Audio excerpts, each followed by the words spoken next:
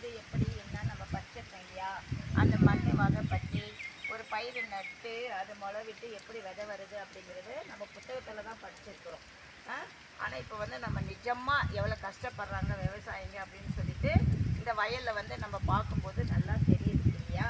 இது சின்னதுலேருந்து இதுக்கு எவ்வளோ தண்ணி ஊற்றணும், இது இன்னும் எவ்வளோ பெருசாகணும், இதில் களை எடுக்கிறது, அறுக்கிறது, க்ளீன் பண்ணுறதுன்னு நிறைய வேலை இருக்குது இல்லையா?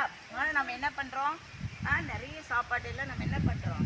உடனே சாப்பிட்டுட்டு தூக்கி போட்டுறோம் மிச்சானா. அதுலேருந்து நம்ம எவ்வளோ கஷ்டப்படுறாங்க. என்ன சொல்லுவாங்க, ஒரு பழமொழி கூட சொல்லுவாங்க, என்னென்னு உழவை சேத்துல கால் வைக்காட்டி நம்ம சோத்துல கை வைக்க முடியாது அப்படிங்கிறது. நாம தான் அது எவ்வளோ பெரிய உண்மையான இது. அங்கே பாருங்கள், எல்லாமே எவ்வளோ கஷ்டப்படுறாங்க. ஒரு தென்னை மரம் இருக்குதுன்னு சொன்னால் இந்த தென்னை மரத்துக்கு எவ்வளோ பாடுபண்ண ஒரு சின்ன நாட்டில் இப்போ குரங்கெல்லாம் இல்லாமல் யானையெல்லாம் பறிக்காமல் ஆடு மாடெல்லாம் அதை மேய்ஞ்சிடாமல் அவ்வளோ பாதுகாத்து அதுக்கு உரம் போட்டு இல்லையா? இப்போ பார்த்தீங்கன்னா இந்த கூலி ஆள் அறுக்கிற டைமில் கூலி ஆள் வராது, அப்புறம் மழை வராது கரெக்டாக இல்லையா?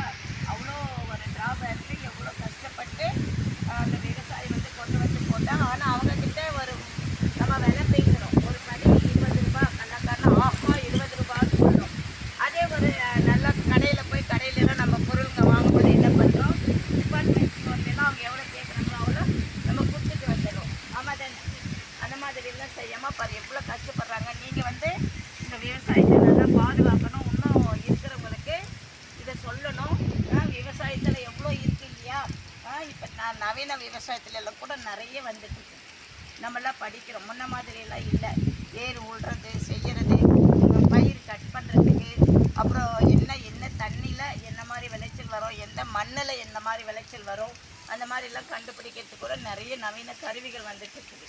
இதெல்லாம் தெரியாட்டி கூட உங்கள் வீட்டில் நீங்கள் சொல்லலாம், அப்பா இதெல்லாம் வந்துருக்குதுப்பா அப்படின்னு சொல்லிட்டு. விவசாயத்தை எளிமைப்படுத்தி விவசாயத்தை நம்ம என்ன செய்யலாம்?